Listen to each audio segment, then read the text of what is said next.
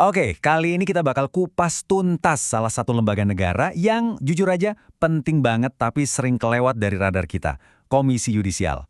Bayangin aja mereka ini semacam penjaga untuk para penjaga keadilan. Coba kita mulai dari pertanyaan yang paling dasar ya. Di pengadilan, hakim itu kan punya kuasa yang gede banget buat nentuin nasib orang. Nah, tapi gimana kalau hakimnya sendiri yang berbuat salah?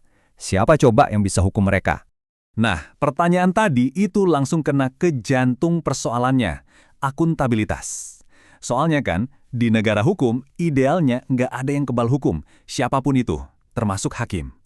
Dan ya, justru untuk itulah ada satu lembaga khusus yang dibentuk. Dan inilah jawabannya, Komisi Yudisial, atau biasa kita sebut KY. Jadi ini adalah lembaga negara yang independen, yang punya dua tugas utama. Pertama, mereka yang nyeleksi calon hakim agung. Dan yang kedua, nah ini yang bakal kita dalami, mereka juga yang mengawasi kelakuan semua hakim di seluruh Indonesia. Oke, jadi pertanyaannya sekarang, siapa sih orang-orang yang dikasih tanggung jawab segede ini? Maksudnya, siapa aja yang duduk di kursi Komisi Yudisial itu? Jawabannya ternyata simpel, cuma 7 orang. Menurut undang-undang, Komisi Yudisial itu isinya 7 anggota. Dan status mereka ini bukan kaleng-kaleng loh, mereka itu pejabat negara. Nah, yang menarik banget di sini tuh komposisinya. Gimana hukum ngatur supaya seimbang? Coba lihat deh, ada 2 mantan hakim, jadi mereka paham betul seluk-beluk dari dalam. Terus ada 2 praktisi hukum dan 2 akademisi, yang bawa keahlian teknis dari luar. Dan terakhir ada 1 anggota dari masyarakat buat jadi wakil suara kita-kita. Jadi ini tuh perpaduan yang sengaja dirancang biar objektif.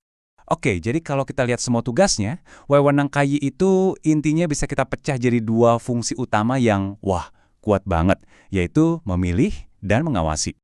Dan di sini kita bisa lihat dengan jelas banget peran gandanya itu. Di satu sisi mereka itu kayak penjaga gerbangnya Mahkamah Agung, tugasnya nyaring calon-calon hakim terbaik.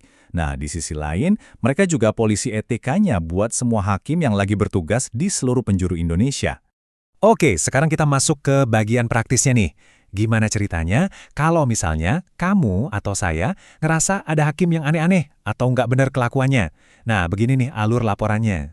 Prosesnya itu ternyata rapi dan terstruktur banget ya. Pertama, laporan dari masyarakat kayak kita diterima dulu. Terus, KY bakal verifikasi dan investigasi, tapi ini sifatnya tertutup. Nah, dari situ mereka bakal mutusin laporannya terbukti atau enggak. Kalau terbukti, dan ini poin pentingnya, KY itu nggak langsung ngasih sanksi sendiri, tapi mereka mengusulkan sanksinya ke Mahkamah Agung. Ini kan bikin kita penasaran ya, seberapa kuat sih sebenarnya wewenang investigasi Komisi Yudisial ini? Maksudnya, senjata apa aja yang mereka punya buat nyari kebenaran? Ternyata wewenangnya ini super kuat loh. Mereka bisa panggil hakim yang diduga melanggar, bisa panggil saksi, bahkan bisa manggil paksa kalau saksinya mangkir. Tapi yang paling bikin kaget, coba dah lihat poin terakhir.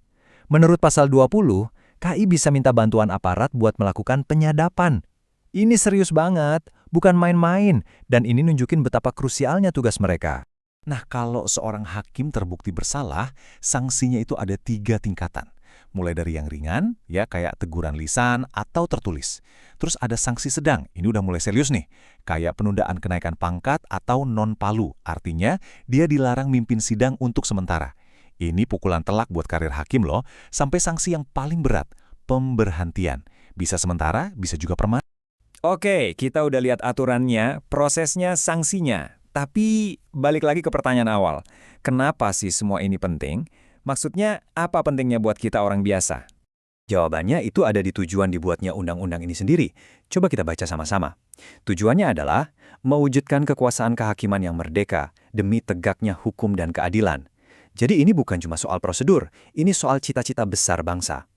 Jadi pada intinya, Komisi Yudisial itu adalah penjaga kepercayaan kita semua sama sistem hukum.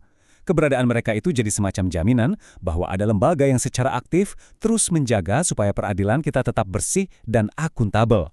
Tempat di mana kita semua menggantungkan harapan untuk keadilan. Oke, kita udah lihat ya gimana sistem ini dirancang untuk menjaga para hakim. Tapi ini justru memunculkan satu pertanyaan terakhir yang bikin mikir.